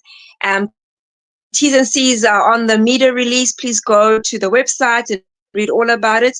This is just to make sure that we are trying to get the clubs involved, build that sportsmanship within the clubs, and we close the gap between the clubs and CMA, because I feel that we need to do more to actually get closer to the community, our customers, which is the runners themselves. And the best way it is try the day. So yeah, that is the new initiative for this year. But from me, all the best, and enjoy the last block of training, and keep well and keep healthy.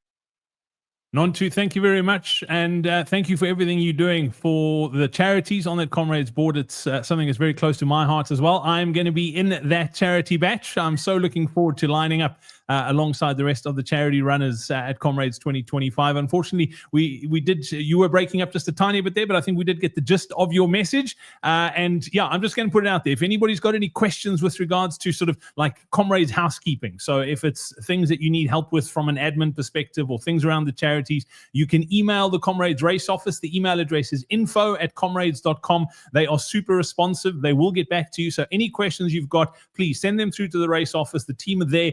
They are working super hard at the moment as we ramp up to race day. But yeah, they will get back to you in no time and we'll be able to help you as well. So Nontu, thank you so much for your time this evening. We really do appreciate it. And we look forward to seeing you down in KwaZulu-Natal at Comrades this year.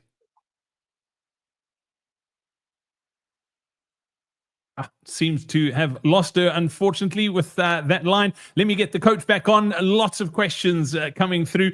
Lindsay, a couple of questions coming through. We're obviously telling people not to stop at the refreshment tables, but we're not telling them not to take things at the refreshment tables, because it is important. You do need to fuel at a race like Comrades. You just got to grab and go. Don't stop and have a picnic at every table. That's what we're telling people.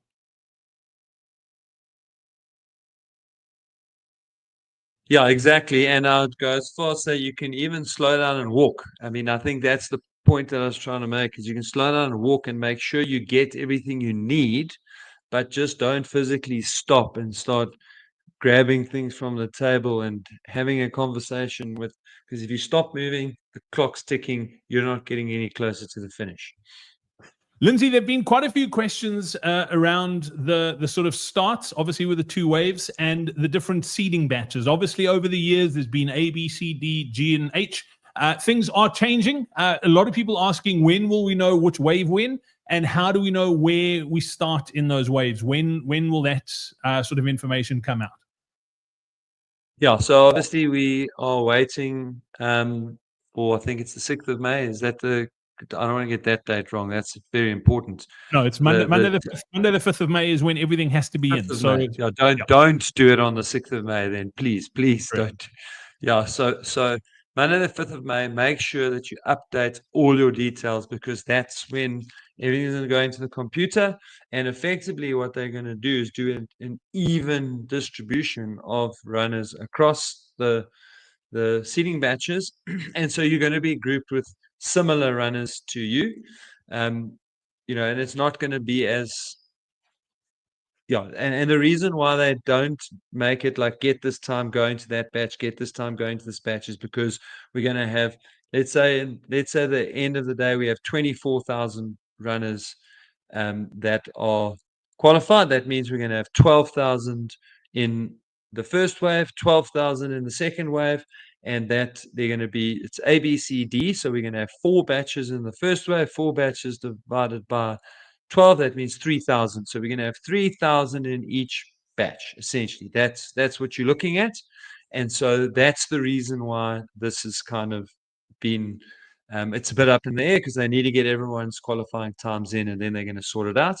And there's been a few questions. One of the most common being, yeah, but what happens if I qualify in D, but I'm a charity batch? Well, then you get to choose. So you can start in D, which is at the back of the first wave, or you can start in E, which is the front of the first wave, and that'll be your decision to make. All right, cool. I think that does summarize that quite nicely. And again, if you've got any questions, feel free to pop them through to Comrades. It's info@comrades.com. Lindsay, question from Lauren. Lauren says, do we walk the hills like you do on the up run? Yeah, exactly. So get yourself a bit of a routine. So there are long stretches in that first 23 kilometers. And some of them are really steep and some of them are not so steep. So some of them won't really feel like a hill, and it's okay to run most of those. Just don't push yourself to get any specific pace. But anything that looks like a hill that you feel is a hill, then get into your little group, whether that's running 2 minutes, walking 1 minute, running 2 minutes, walking 30 seconds, or some people like to do like a 1.5, 30 seconds, whatever the routine is, or 2 poles, 1 pole. Get into your routine and just do it. The trick is to get to the top pretty refreshed. I mean, the first half, honestly, it's a few days before those cutoffs come out, and then everyone's going to know, but no one's going to get cut off before halfway. Okay. Famous last words. Of course, someone will, but there won't be a there won't be a lot. Okay. So you really don't have to panic. The two points that you're going to have to shift, if you only just make it through halfway, you're going to have to put in a shift to get through Winston Park. So you don't really want to go through the cutoff at the last possible moment. But I think the thing is that they don't want anyone panicking at the start. So they just want people to take their time and run comfortably and make that first cutoff with lots of time to spare, but also making it then reasonably comfortable to get through Winston Park. Then the rest of the cutoffs are again like super comfortable to get through. But then if you are like squeaky bum at 45th cutting, then you're going to have to also drop a gear and run a PB 8K to finish. But somewhere along the line, if we're being generous, we have to make it up somewhere along the line. That's the only reason the things haven't been released yet. Just making sure that those ratios are right, and then those will come out in the next few days, and then it won't sound so cryptic. You'll know exactly what I'm talking about. Yeah, absolutely. Lindsay, question from Brett, and there was a similar question earlier about what to run in on race day. One of the international visitors who are coming out to run their first Comrades was asking, like, what should they wear? They've seen lots of videos and photos of people wearing long sleeve stuff. Do they need to wear warm stuff? Is it going to get hot? And Brett was saying, what clothes should I wear over my running clothes when it's cold early in the morning? And it is a down run, which means Maritzburg can get quite cold. What advice have you got for people with regards to staying warm on the start line while they're waiting, but also for the first little bit of the race? Yeah, so the start line itself, I mean, it is cold, but it's not terrible because you're surrounded by 24,000 people. So in your little pen, it's fine someone to hug. In your little pen, there's 3,000 people. So it's not freezing in there, but it's cold. So a thin long sleeve shirt, a throwaway shirt is what I typically have, and then a pair of like those woolen gloves. I wish I had I ran in a pair this morning. But yeah, like those 10, 15 rand gloves so that you can bin them if you want to. But yes, you definitely want a layer, and you preferably something that you don't mind giving away on the side of the road. Please don't wear dustbin bags. I mean, like, besides the fact that that's just terrible for the environment, it's dark. So if you wear a bin bag and run with it for the first 3Ks and then get all hot and sweaty and throw it, even if you try and throw it off to the side of the road, it doesn't go anywhere. And then some poor oak behind you doesn't see it. His feet get tangled up on it. Bang, elbows, knees. So please don't wear bin bags. I'm asking nicely. Don't wear bin bags. But a long sleeve shirt, some gloves are great. Anything old in your cupboard that you can do with chucking out, that's what you want to wear. Great stuff. All right, Lindsay, question, and so many great questions coming through. Keep them coming as well. This one from Guillermo. Guillermo saying, prepping my logistics, family can make it safely to some point in the race. He's asking, if so, where and how would they return to Durban? I'm guessing Guillermo is coming from overseas. Is there a way for, or is there a logistics service where people can have their family along and at points on the route? Yeah, so there are two. There is Con Sports, and what's Marcus's? His name's just the names just jumped out of my head. Marcus's. I'll look it up now for you. There's there's two Con Sports, so you can just Google these. Race Pace. Yeah, Con Sports and Race Pace. They're the two companies that you can make contact with, and then they will actually look after your family. And what's great about them too is that they will provide, I think it's 2 or 3 points, I can't remember exactly, where you can actually leave a few things for yourself, and then there's 2 points along the route that they'll get your family to, so that they can and they're very organized. They'll have your tracking details, so it's near a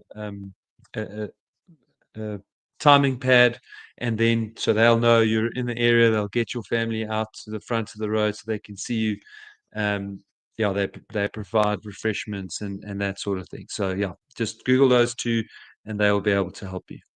Absolutely. Great question, Guillermo. One from Melosi. Melosi saying, is there transportation available from Durban to Pietermaritzburg? And what is the cost? There's been a few of these questions. So is there a way to get from Durban to Pietermaritzburg on race morning? Is there a way to get on Saturday? And is there transport going back the other way after the race?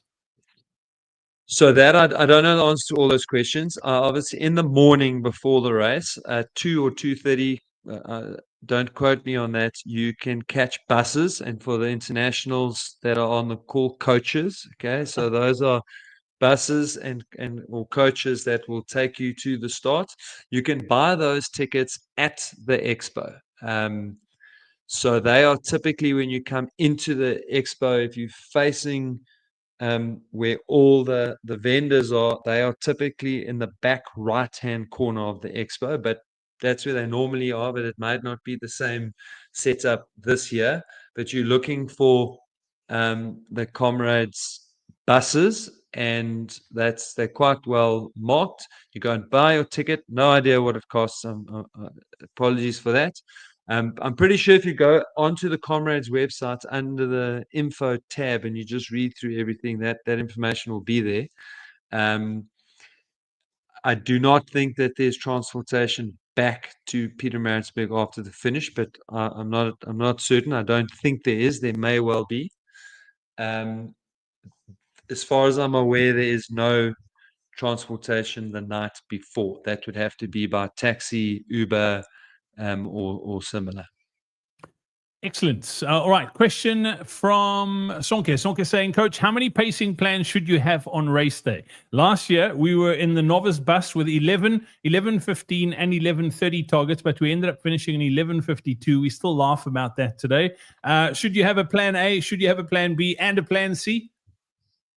So the answer is of course yes. So what I like to do with when I'm working out my pacing stuff is my best case scenario, which is really what I've trained for and what I'm going for, and then what I will be satisfied with, and then like what do I need to do to finish this race. So those are the three scenarios, and the reason why I've never had to use I was about to tell a lie. I had to use it once, but in truth, I still wasn't anywhere near. I finished in 10:36, so I still wasn't actually anywhere near there. But the reason why I like to have all three is because you just don't know what's going to happen on race day, and if it really goes wrong, if you get severe nausea or something along those lines, it's hard to think, and it's hard to do maths, and it's hard to work out what you should do.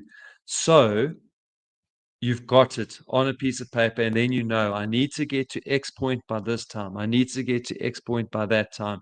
And then you just know that if you follow those steps, that's your worst case scenario. But look, this happens often, especially on your first one, that you are just like an hour behind. And the reality is that once your plan A slips away, really the only thing left at Comrades is to finish. And you know, I didn't say this in the talk, Brad, but it's another thing that I love about Comrades is that we all go to Comrades with plans, okay? But at the end of the day, it doesn't matter what time we're finishing, we all are reduced to exactly the same thing. And that is that we want to finish and we stop caring what color the medal is. We just want to finish and get medal.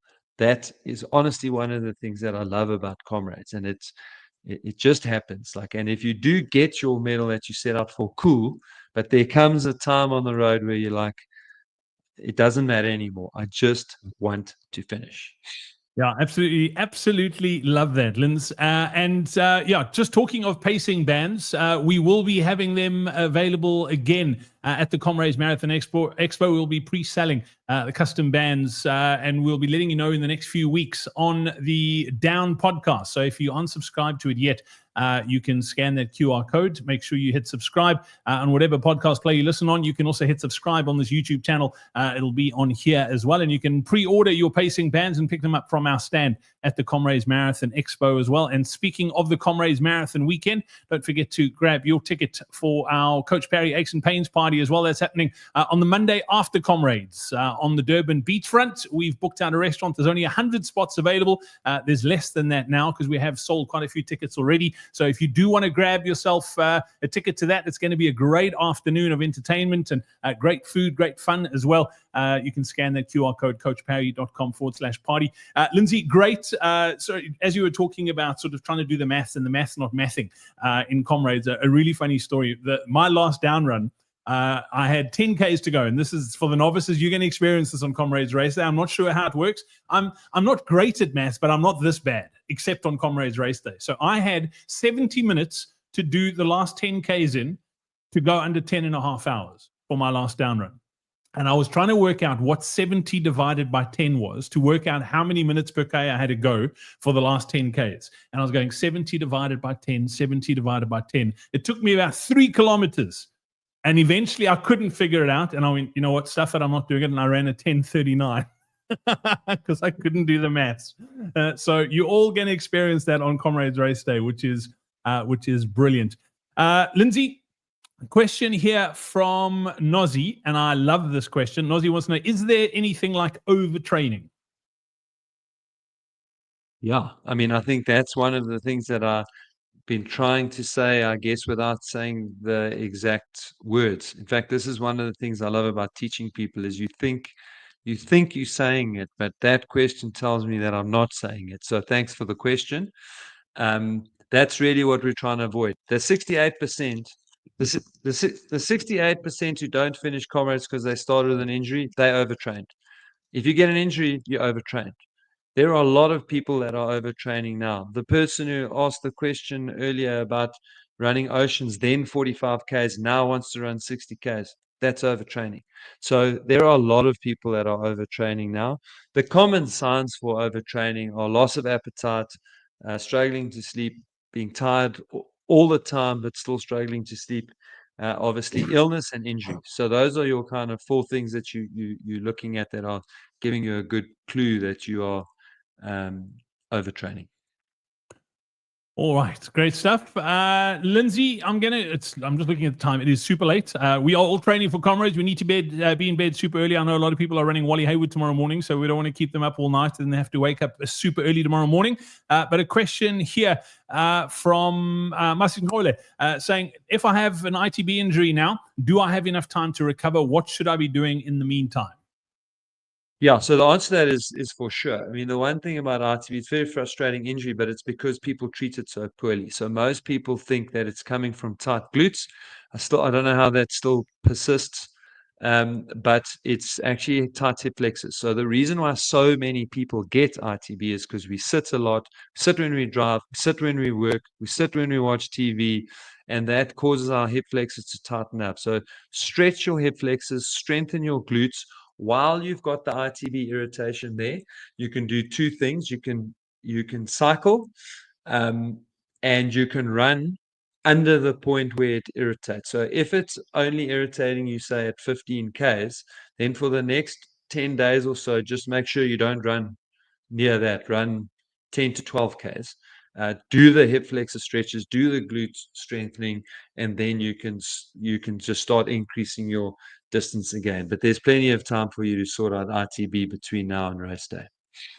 Awesome. Great question. One from Sipe. Sipe saying, how do I deal with blisters? I've changed shoes and socks. However, no change. Sipe, if it makes you feel any better, I'm struggling with exactly the same thing. I went and bought a new pair of socks today. I'm running my long run on Sunday. Fingers crossed that fixes it, but we'll find out on Sunday. Lindsay, any advice for Sipe?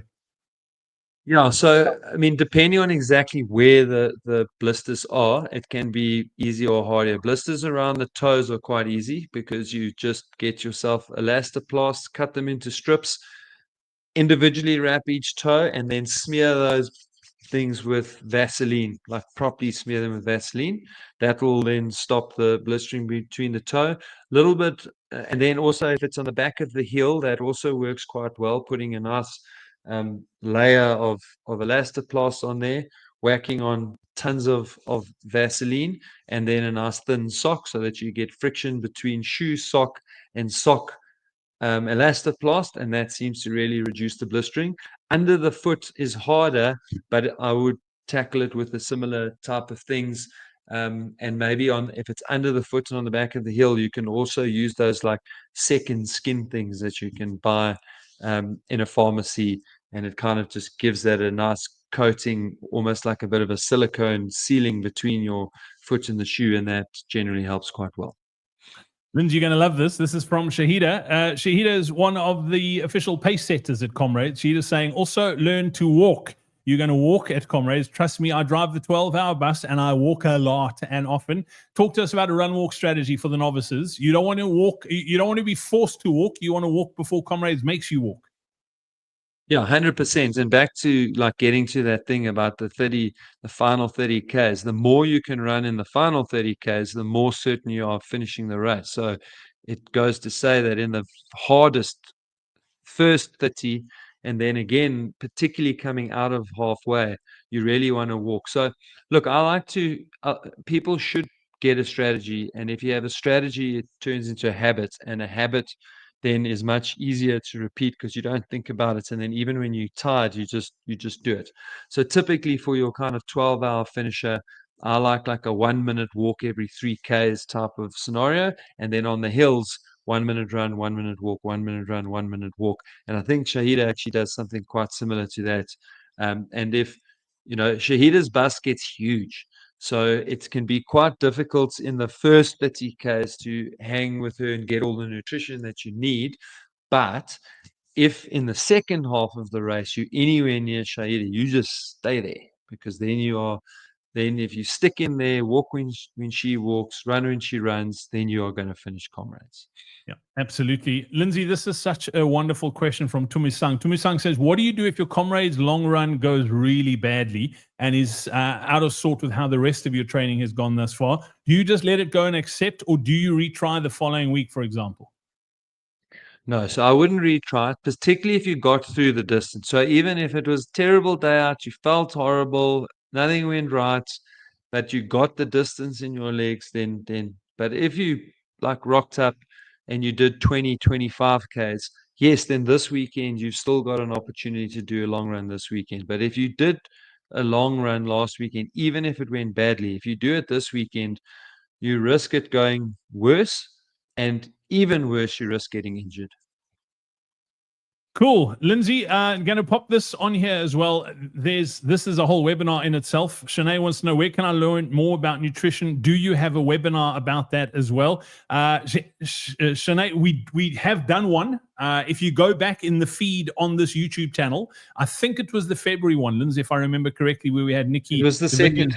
It was the second one. It was the second one. So yeah, then it would have February, latest March. So yeah, I think it was the one we did in Feb. Sinead, go back and listen, and that's for everyone. If you haven't dialed in your nutrition strategy and you are doing a long run now this weekend, go and watch that before the weekend, because this is your chance to sort it out. And also the first women-specific webinar, Nikki is also on there. So one of the two of those, and the lady-specific webinar is so good. I'd listen to it anyway, not just for the nutrition. Yeah, absolutely. So hopefully that helps. And then Lindsay, last question, and it's a lot of people are asking about the shoes. Sort of like, what's the optimum range of kilometers that we should have on shoes? Any advice when it comes to shoes around Comrades? Yeah, so if you're in the position that you can get your shoes kind of whenever you need to or want to, then I would try and get your shoes to have like 150 Ks in them. Then they're like nicely, your feet are sitting nicely in that insole, but they're still nice and soft in the inner. There's still plenty of cushioning left. That's kind of, for me, the glory part of the shoe. So that's the ideal timing. You don't want to run Comrades, if possible, on a shoe that's got 600 plus kilometers on it. Most shoes will last until 800, 900, but that 600 to 900, it just doesn't have the same cushioning in it. So rather get a new pair and carry on training with the old pair after Comrades. But I would avoid running in them. And then just in terms of what type of shoe, I would definitely avoid a carbon shoe. Not my favorite for Comrades, and certainly not for the mid to back of packers. Not a great choice of shoe. Because you're just not going to be running front foot dominant like you do in shorter distance races. You're going to be sitting back on your heels, certainly in the second half of the race, and then that carbon is really going to send jarring through your quads. Yeah, absolutely. There we go. That's it, folks. Thank you so much for joining us on this webinar this evening. To all the novices, I think we've said it tons this evening. You only get to do this once, your first Comrades journey. So go out and enjoy it. Make the most of it. Soak it all up. It is the most incredible day. You are going to come out a different person at the back end of it. And I wish I could go back and do my first one over. Really do soak it up. It is going to be an incredible, incredible experience. To our entire panel this evening, Putums, thank you so much for joining us tonight as well as Nontu on the Comrades Marathon board. Lindsay, parting shot from you before we wrap things up tonight. Yeah, great evening. Love the novices, guys. I know it sounds scary, and I want people to respect the race, but at the same time, I really want people to know that it's possible to do this thing. There wouldn't be 24,000 people lining up at the start of this race if it wasn't possible. You are starting a journey. Only 25% of the runners who've ever run Comrades have done one. So there's it's a pretty good chance you're signing yourself up for more than one. But it's a great event. I love everything about Comrades. I'm looking forward to meeting everyone in person. My jokes don't land the same when it's just me in the room, Brad. I can't hear people laughing. And I know they're laughing at me, but I don't mind. So really, guys, we've got 5.5 weeks out. It's not a lot of time left. Try not to get lost in the noise. Find somebody you trust to kind of lead you through the journey. And just remember that as a novice, less is more. And we'll see you in Durban, and we'll see you at the start line in Maritzburg. Enjoy it. Yeah, absolutely. And that's a wrap from the entire team this evening. Thank you so much for joining us this evening. Off to bed now. You need the rest and the recovery. But if I can just ask you before you leave, let us know in the comments, what's the one thing you got out of this webinar? What's the one thing you're going to take with you over the next 39 days, right up until Comrades Race Day?